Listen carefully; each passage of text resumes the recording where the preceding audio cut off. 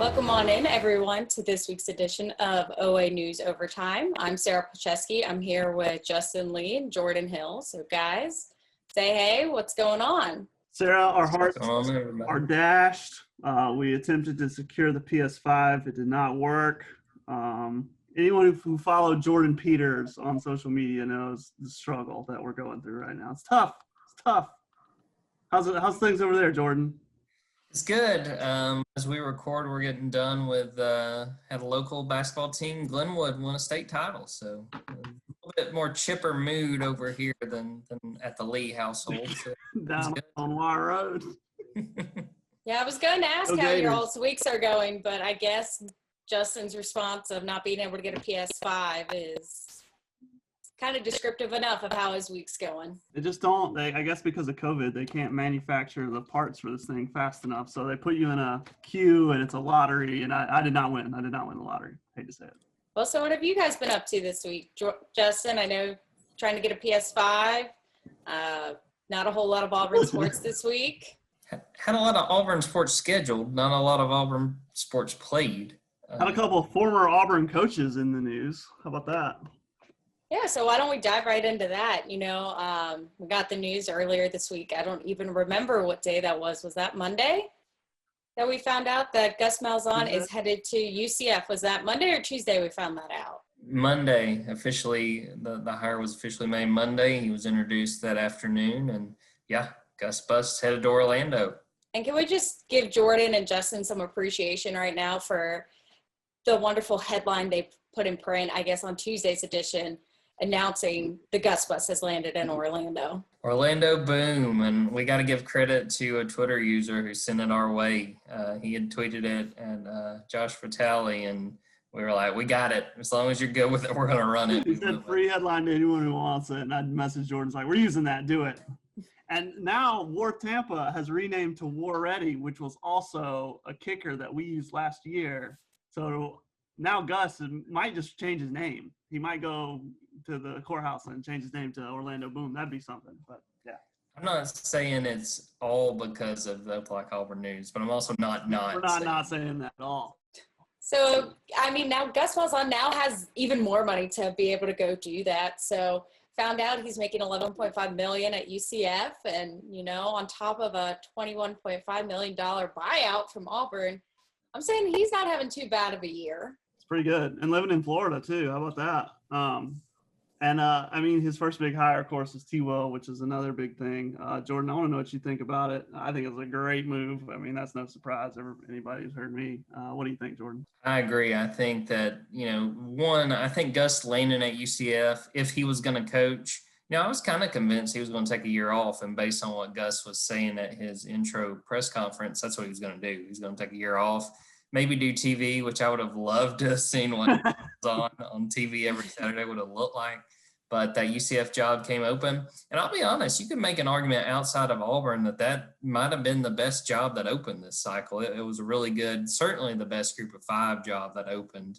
But he pounced on it, and I think it could work out well for Gus there. But I think hiring Travis Williams, I mean, Justin, we talked about it wasn't a crazy idea for Travis Williams to be the head coach at Auburn. Yeah. To me, for him to be hired as the defensive coordinator at UCF, I think that's a big step in the right direction for T-Will for his career. He was a co-defensive coordinator at Auburn, but Kevin Steele was obviously the primary defensive coordinator. So it's a step forward with a really good UCF team. I think they are walking into a good situation with UCF in the AAC. They got to deal with teams like Cincinnati, so it won't be, easy, but they walk in with a lot of talent. And I think it works that those guys have recruited Florida and the Southeast a lot. So, the more I've thought about it, I think it works out well for Gus and for T-Will, and interested to see what it looks like the next few years. Really interested to see what that offense looks like, because that's not exactly what Gus is known for. Isn't exactly what UCF has been doing the last few years and what's made them successful. But, Gus has got a track record, and he's got a track record in the group of five when he was offensive coordinator at Tulsa. And even though it was just 1 year at Arkansas State, they were really, really good at Arkansas State. So I think as far as landing spots for Gus, if he was going to coach, I think it's a perfect landing spot, and I think it's going to be really fun to see what he's able to do there. And if he can, get UCF to that upper echelon that he really talked about a lot in the intro press conference on Monday. I'll tell you what's interesting about T-Will is that with Gus, Gus is, he's hands off on defense. Obviously, all his players love him, including the defensive guys. You could see the reaction when he was fired. Even the defensive guys love Gus. But like as far as day-to-day practice down to down, he's pretty hands off on defense. It's not like T-Will's a defensive coordinator for a Jeremy Pruitt or somebody like that. He's going to run that thing. That's going to be his deal. So that's I feel like that's a huge step for him and a huge proving ground for T-Will, who, I thought was one of the rising coaches in the SEC. So I think that's pretty interesting because, it's like you have a defensive coordinator job and then that's almost a super DC because you have an offensive minded coach. It's almost more important at a place where you have an offensive minded head coach who also said he's calling the plays. So he'll be as in the weeds as ever on offense. So, but that's, I'm going to be super interested in how T-Will does, but I think he's up for the challenge. But yeah, I think he could turn into, I think it's a great move for him in his career because he could be a star. He could be a rising star in coaching. And I think to the point you made, because Justin, we had kind of wondered off the podcast if, a reunion with Gus is something he wanted. Maybe he wanted to go kind of forge his own path, but I think it makes sense in the thing you just said, that he knows that Gus is not going to be hands-on with the defense. If T-Will is given the offer, hey, we want you to come be defensive coordinator, like you said, he's running the defense. It will be his defense. It won't be, the defense in his name alone. Right. And that's not necessarily an indictment on Gus, what we're talking about, but sometimes it's better to go prove yourself somewhere else, go prove yourself with other people, show that you can do it on your own a little bit. But yeah, I'm with you. The opportunity is a little too much. You fear maybe being typecast, I guess, with your coach and staying in that coaching tree, but the opportunity is too great. And I think, that's a great move for him. And I want to hit on too the point you made about Gus calling the offense. I think that's the perfect way for him to handle this. If he wants to take this as a chance to prove that what he does works, he's going to do it on his terms. And you could tell that by what he talked about in his intro press conference. Basically, I'm calling the plays and I'm calling the plays the rest of my career. He kind of gotten away from that. And, we had seen him, divvy back to where he was calling plays at Auburn. Then he hired Chad Morris. He's going to let Chad call it. I think that's the right decision as far as Gus's career is concerned. It's like, if we're going to do it, it's going to be on my terms and we're going to see how it plays out. Yep. I still can't get over the fact that after getting $21.8 million in the middle of a pandemic, Gus Malzahn would go coach. If it was me personally, I think I would probably try and buy a private island, move there, and not work a day in my life again. That's how that man's wired. It's crazy, man. He's eating, sleeping, and breathing football. I was surprised to hear that he was talking about taking a year off. Like I thought maybe at worst he'd go be an analyst because he eats and breathes football, man. And I don't think he could have stayed away from it from long, and he sure did. And I think you see a lot of guys wired this way, and it's a product of coaching. Listen to these college coaches; they talk about regularly sleeping in their offices. You are committing to football for life when you're a college coach at this level. And I think that Gus is one of several coaches that we've seen do that. We've even seen, guys that have taken buyouts, in other places and just hit the ground running. They eat, sleep, and breathe football. We know that about Gus from as long as he's been at Auburn, just the way he talks about the game. He's not in it for, to buddy up with the boosters and stuff like that. It's X's and O's, and it's the guys, the players. And so, I was surprised. I thought he would sit out a year, but you can see too, he really sounded rejuvenated in my mind, even though it was only like 8 weeks that he was out of coaching. It's a nice little break, but I think he knows that he's a football coach through and through, and he's ready to get back to it. Sarah, you ain't wrong though, man. That's where I'd be. I might be in Orlando. It wouldn't be for work. I'll tell you that. You'd have a PS5 right now. I could tell you. Speaking of kind of the money, the one thing that I also find just fascinating and interesting is within hours of Gus Malzahn being named the head coach at UCF, we have his contract numbers that he's making $11.5 million in 5 years from UCF, and we still don't know what Brian Harson's contract is here at Auburn. Freedom of Information Act laws, Florida versus Alabama. Florida got us. Yeah, that's to be expected. I mean, maybe we'll see it here. What are we? We're 29 days away from camp. They might release it. They might choose to release it just because they don't want him being asked about it when he takes questions about football, spring football. But they have a reasonable amount of time, and that'd probably be sometime in the spring. They could stretch that too. They're going to stretch it for as long as they can. But we might find out. I was thinking about that the other day. We might find out here in a little bit because they probably just don't want that to be every other question at a spring football press conference. And Justin, you kind of brought up something that I wanted to touch on. I don't know if there's any kind of Taylor Swift fans that listen to us, but she tends to drop Easter eggs in her videos and songs and everything she does. And Auburn's sports video for football guy is Carter Gustin, a good friend of mine who is also a huge Taylor Swift fan. And I think Auburn kind of hinted at when spring camp is starting, and they posted the video yesterday and kept saying 29 days. So we're coming up on spring camp. So what did you guys kind of take away from that little hidden message that Auburn put out there for us? It's kind of weird. They haven't said, hey, this is when we're starting camp. They just say like 31 days away, 29 days away. But I imagine it probably has to do with the logistics of A-Day. Like they can't announce A-Day yet because of COVID and they're trying to figure it out. So for that reason, they're probably not announcing any of it. Maybe. I don't know. I know nothing. That's not something I really care to think about either. So we'll see. Yeah, I'm excited to see. I'll tell you the one thing, and I talked to Court Bradley, a guy that I think all three of us may have talked to in the past, Auburn High offensive lineman who just announced he's walking on at Auburn. His biggest draw from that video that they put out was Harsin in the weight room. He's like, man, that got me pumped. I'm so excited. Well, all right. I like that was the big takeaway from that video that Auburn put out. Well, Justin kind of brought up figuring out logistics for A-Day. That's kind of off the table, but let's kind of talk about Auburn men's basketball, trying to figure out the logistics these past few days with the game against Mississippi State. Supposed to be Tuesday, postponed to Thursday, and now postponed indefinitely.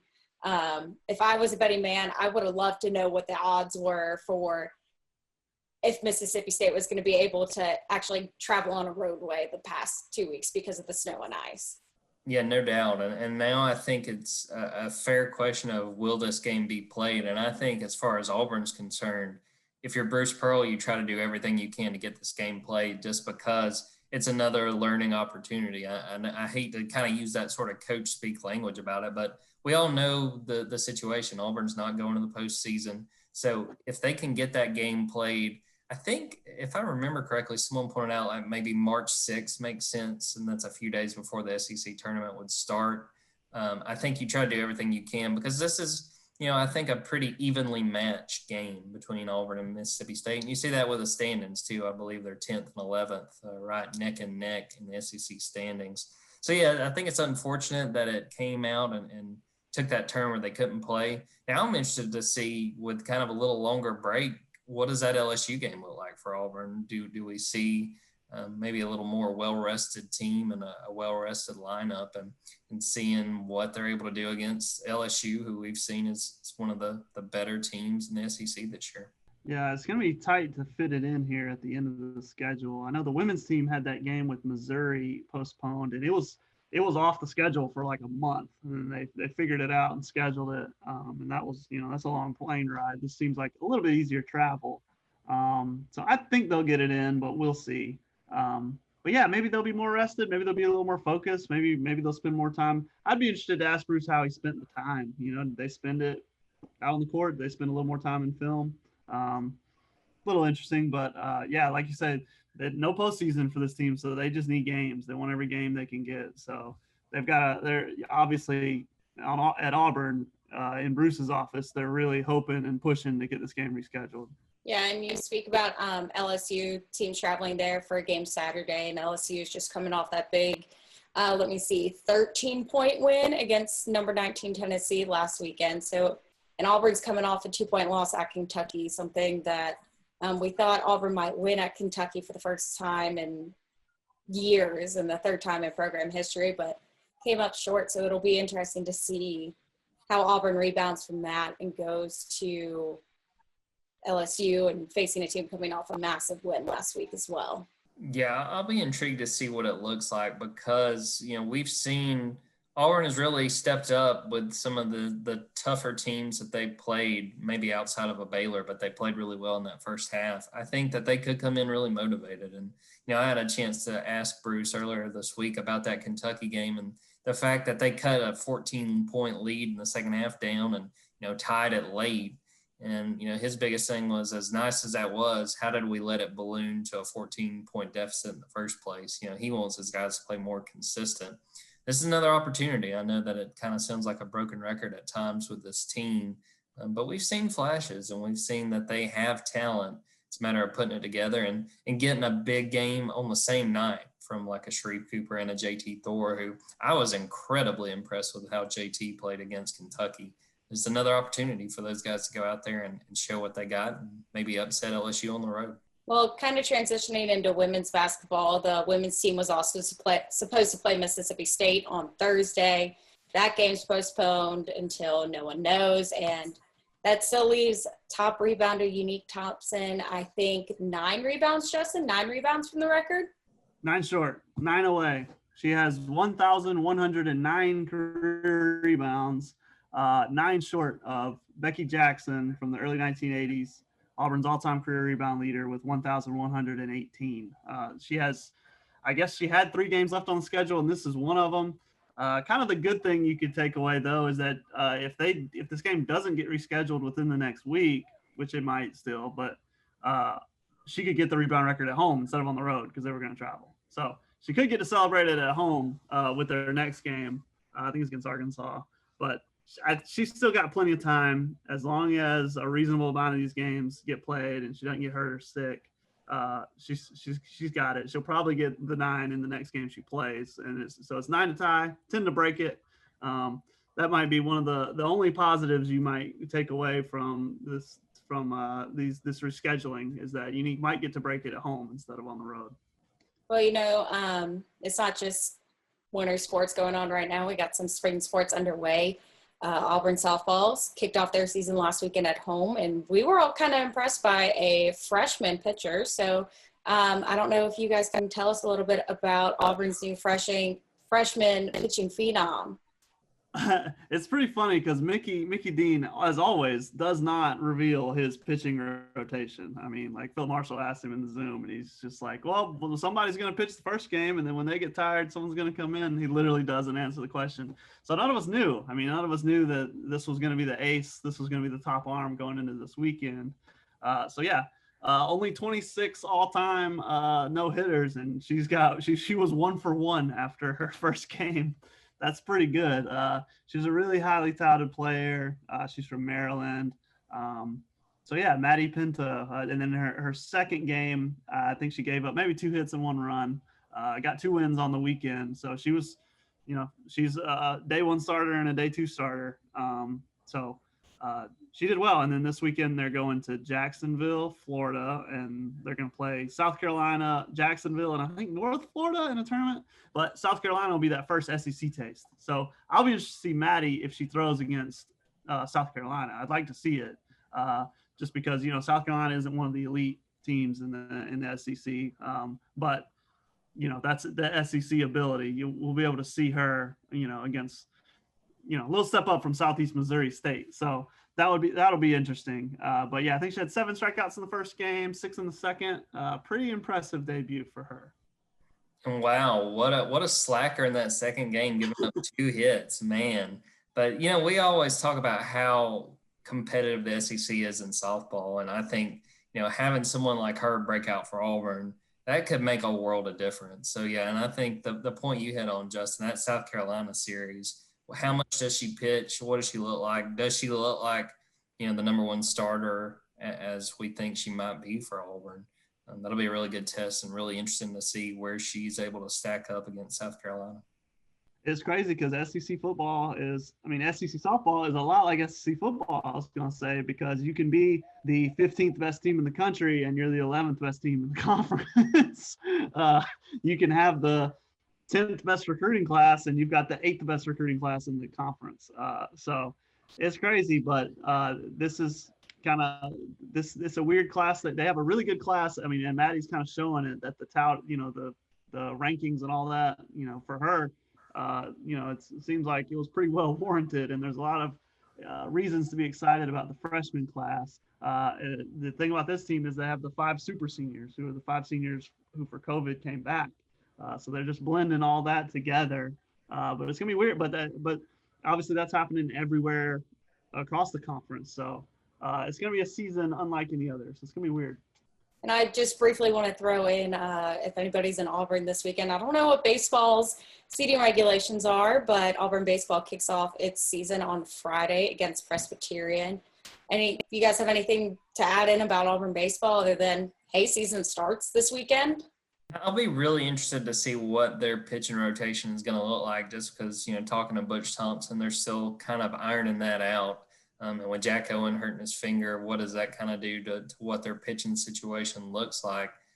Excited to see, kind of jumping off of what Justin just said, like the softball team, the baseball team has several super seniors coming back. So they're loaded with guys that they know they can count on. The problem is, so does the entire SEC. There's a lot of guys that have, really proven themselves in this league before, and SEC baseball is super, super competitive. So what is Auburn able to do? What does Auburn's lineups look like? Because they've got talented guys, and Butch has talked about guys that they have signed, a few JUCO guys, and some other guys that are joining the program. Can they carve out a role, whether that's off the bench or wind up, proving to the coaches they're worthy of getting in the lineup? So it'll be interesting to see. I have to imagine we might see a lot of different people in the mix with Presbyterian and some of these early non-conference series, but probably a lot to learn from this early part of baseball, and it'll be fun to see. And got to think, if anyone goes out there, I don't know if I'll be out there or not, but I know if I will, I'll probably be wearing 1 or 2 coats. Probably chilly to start off the baseball season. Well, other than baseball, Justin's still got another winter sport under his belt. We got women's gymnastics. They are at home on Friday against Georgia, so another rivalry at home. Auburn obviously hasn't won a meet yet this season, but I'd argue that the SEC this year in gymnastics is also similar to how y'all said about softball and football being just a powerhouse. Oh, you ain't lied, Sarah. I mean, Florida and LSU met the other day. I was watching right before Auburn met Missouri, and they both hit 198 against each other. It was insane. It's a ridiculous score. But I was kind of talking to Jeff this week. It was interesting because they were on the road and you're trying to lay down. So the thing about gymnastics is for the postseason, it doesn't really, wins and losses don't matter. What you need to do is you need to lay down your best 2 scores at home and your best 2 scores on the road. You drop everything else. You take your best 2. So you only have so many road opportunities. So that was kind of the story last week. They finally got a 196 on the road. So they got to drop an ugly 194 from earlier. Anyway, now it's interesting. They're coming down the stretch run of the season, and there's only 3 meets left. Basically, they're trying to just hit. He was basically breaking down regionals and the NCAAs, and it's like, well, if you go to regionals, if you get a 196.5, you can go to the Sweet 16, basically, of gymnastics. If you get a 197, you throw that, you can probably punch your ticket to the Elite 8, the national championship meet. And ultimately, that's where you want to go. And in a sport like gymnastics, Florida and LSU, they're the only ones competing for the national championship this year. They're so far ahead, and you can't play defense, and that's just how the sport works. But what you want to do is you want to try to get to that championship meet. You want to try to get, or as far as you can in the postseason, so that when you're recruiting, you can say, oh, come to Auburn because in 2021, we went to, the regional meet. We went to a step further. We went to the Elite 8, So that's where the goal is right now. But they're probably going to throw some good stuff against Georgia because they're getting close to postseason form. So a lot of them are going to be throwing, their top highest possible score routines. And he liked what they threw. If they all hit, they would have had a 197 on the road, which is great. But you just gotta, kind of like basketball, you gotta make your shots. So it's kind of like he likes the shots they're taking. You just gotta hit them. So I think they're gonna, sticking with the analogy, they're gonna shoot a lot of threes this weekend and just see how much they stick, see how well they do. So that'll be a big one. Georgia, and then they go to Florida, number 1 in the country. That'll be a tough one again, and then Arkansas to close the regular season. Yeah, basically, I think what Justin's trying to say is this meet at home against Georgia, you're going to see them doing even crazier stunts than they normally do. And it'll be more high flying and probably more fun to watch. And more tricks that if you try to do them, you would badly hurt yourself, kind of like any of us. So this weekend should be fun in Auburn sports, and hopefully there's no more snow. People out kind of more west of us are getting to enjoy some snow. This snow kind of ruined my plans this weekend. So, I'm from the north, y'all are from the south. What do you guys kind of remember about the snow? I don't remember anything like this down here. I'll start it, Justin. And the first thing that comes to mind was when I was a junior in high school. It never snowed. I'm from North Georgia, from Jasper, Georgia. It never snowed growing up. It snowed very rarely. And the beauty of where I lived was it snowed one time when I was junior in high school. We had snow at my house for maybe 2 days, but I lived like 10 minutes from basically the top of the mountain in North Georgia. And they had snow up there, and we missed a whole week of school because none of the people that lived out there on the mountain could come down the mountains. Probably beat 2 or 3 video games, and to me had the perfect amount of time of having snow. We had it for like 2 days, had some snow fights, got on a little inner tube and went down a hill with it. Wow, that was fun. Then it got out of our way, and we were able to enjoy a week without school. Man, we'd have snow. We get excited. We'd wake up in the morning because we know it's gonna be gone by 11:30. Like it was like the sun's coming out, the snow's gone, it's done. I don't know. Most of the time, when we got to a certain age, we just cut up on 4-wheelers and slid around on it as much as we could. I do remember when we were little, built a snow Ninja Turtle. It's like we're not gonna build snowman, we're gonna build snow Ninja Turtle. So it basically a snowman with the eye ribbon. That was about it. But I remember that was a good one. And then my brother, I know he made a snow cow one time, it was like laying down, then it was a cow. It was hilarious. So there we go. That's what we did. It's been a while since I've seen snow. I remember it snowed here in Auburn when I was in college, so that would have been like 2011, 2012. But that's it. Obviously it snowed in Texas, but that's different. It's not here. Yeah, my snow in Pennsylvania is a lot more. My 8th grade year, missed a lot of school. Definitely, we tied some sleds to the back of our neighbor's 4-wheeler and went kind of around the yard in 3 feet worth of snow, sliding around. And then senior year of high school, we did not have a single full week of class for the beginning of December until after President's Day. So we had a lot of snow. I felt like it never stopped snowing, but you know what? Being a senior, graduation was a set date. We didn't have to make up any of those, I think like 10 or 12 snow days. So the rest of our school went to mid-June, and we were out by, I would say, before Memorial Day. So always some good memories in the snow, but we don't have snow here, but lots of Auburn sports. So you guys got anything interesting coming this week? People can kind of check out. Speed checking in with the baseball stuff. We'll be keeping tabs on Auburn football as we get closer and closer to spring. Other than that, and then we'll have basketball on the road Saturday. I'll be tuning in and watching that and seeing if they can beat LSU. But just a weird week because of the schedule being mixed up like it was. But I'm sure that all 3 of us will have some really interesting stories to come up the next few days. Yeah, we got to get these games played, and then we can talk about them, right? So we'll see. Let's see if we can get some games played. Well, guys, thank you so much for everyone kind of supporting us on this journey. I know this is episode number 3. We're still kind of getting used to this and getting used to, today a little bit of technical difficulties, internet issues, and still trying to work through everything. So we appreciate everyone's patience and hopefully support. Hopefully you like this, and we greatly appreciate if you continue to listen and watch us each week. And we'll see you about this time next week.